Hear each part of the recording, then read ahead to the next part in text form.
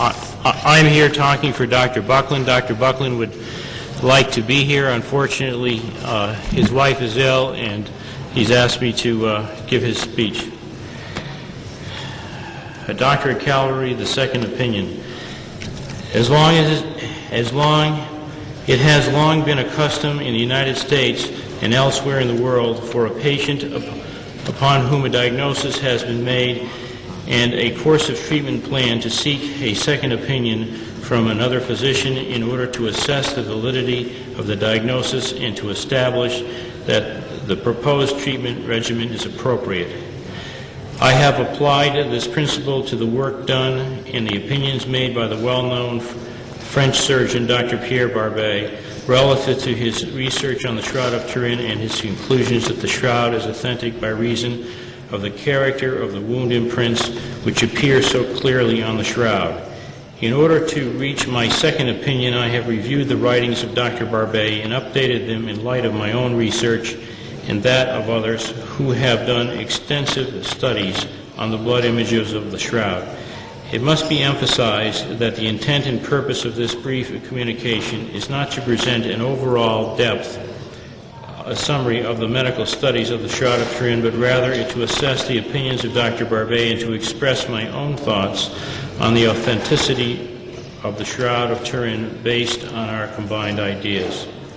Barbet's paper was entitled, in English, Proof of the Authenticity of the Shroud in the Bloodstains, and it was presented at the First International Congress on Syndology. Slow down.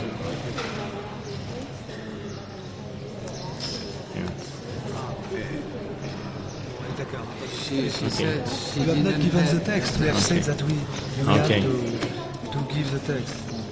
All right, plus lentement. Okay. C'est l'occasion de rappeler, je l'ai rappelé hier, que vous devez donner, dans la mesure où vous l'avez, le texte à photocopier pour les traductrices. On l'a dit, on l'a répété. Donc faites-le. Merci. It is a summary of his writings which began in 1935, and the emphasis in this paper is on the causation of the various blood imprints on the shroud and the precise relationship between individual imprints in known physiological and anatomical facts as they relate to blood flow and the mechanism of blood clotting. He emphasizes that the blood on the shroud represents transfer of clots from the body to cloth. The resulting imprint is distinct enough for there to be a medically reasonable conclusion as to the type of trauma to the body which produced that particular wound.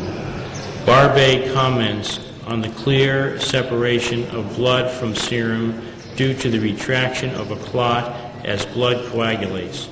These findings have been substantiated by Jumper and al., who have described changes seen on ultraviolet photography in the blood image areas.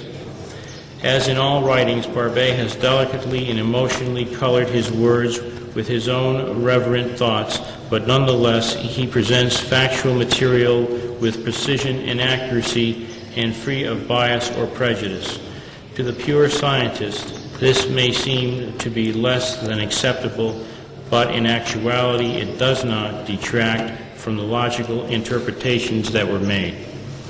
In this paper, Barbet has very little to say about the scourge wounds or other than to indicate that there are some 100 to 120 such wounds. The full extent of the scourge injuries has been described by Bucklin, and their precise macroscopic appearance was evaluated by Miller and Pellicore. They are darker under ultraviolet fluorescence than the image, and they are more sharply defined than as is seen under visible light. Many fine linear extensions, like scratches, are seen under UV fluorescent light at the ends of the dumbbell-shaped marks. This helps to determine the type of instrument used to produce the scourge marks and to implicate the Roman flagrum as the most likely weapon. The crowning with thorns is considered to be a unique experience suffered only by one historical person. This author is not aware of any person other than Jesus Christ who underwent such an injury. Barbet has focused his attention on the clots which appear on the hair and on the forehead, as well as those on the back of the head, and he concludes that the crown was largely a cap of thorn branches, held in place by a bandeau of braided rushes circling the head. He notes that the blood does not flow straight down the skin and that its course is altered by the continuing clotting process taking place as the blood slowly moves. There is also a change in course as a result of obstacles met by the flowing blood, such as the natural wrinkles in the skin. This results in a spreading effect of the blood imprint as well as an increase in its thickness. A change in position of the head during the flow of the blood flow may also account for the varied directions taken by the imprints. One of the most detailed studies made by these blood stains was that of Rodante, who described 13 perforations of the forehead and frontotemporal area, and at least 20 perforations in the occipital region. Since there is no way to study the sides of the head, one cannot determine how many perforations were present in the temporal parietal scalp. Rodante feels that there was a likelihood of about 50 such perforations. He, like Barbet, concludes that the crown was in the form of a cap. In Rodante's paper, he emphasized the relationship between the puncture of the blood vessel and the formation of a clot.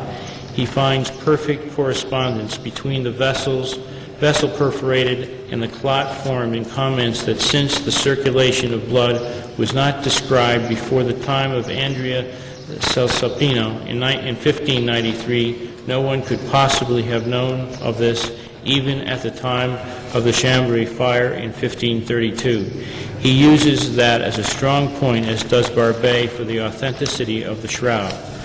Most of the experiments conducted by Barbet were directed to the wounds in the wrist. He had the opportunity of actually using amputated upper extremities to determine how much weight could be supported if the nails holding the arms in position were placed in the palm location. He found that a traction force of only 40 kilograms, the nail torn free from the flesh. Do you want me to finish up?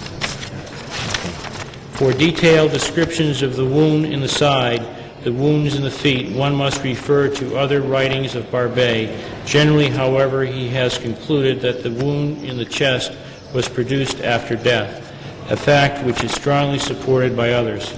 He believes that there is both blood and watery liquid in that area.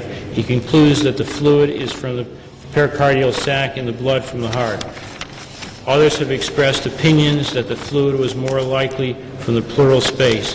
Barbet feels that one nail was used to impale both feet, with the left foot resting on the right foot.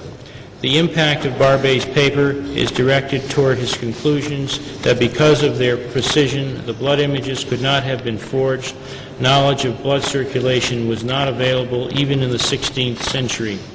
In conclusion, permit me some personal comments. I am most grateful for having been invited to present this paper at the Rome Symposium. My work on the Shroud of Turin for the past 40 or more years is a mere drop in the bucket compared to the continuing, highly technical work that continues to be done. However, I must state that all of that work supports strongly the conclusions expressed by Dr. Pierre Barbet 50 years ago. Because of that, I have no hesitancy in expressing the second opinion that the Shroud of Turin is authentic and it is the burial cloth of Jesus Christ. Thank you.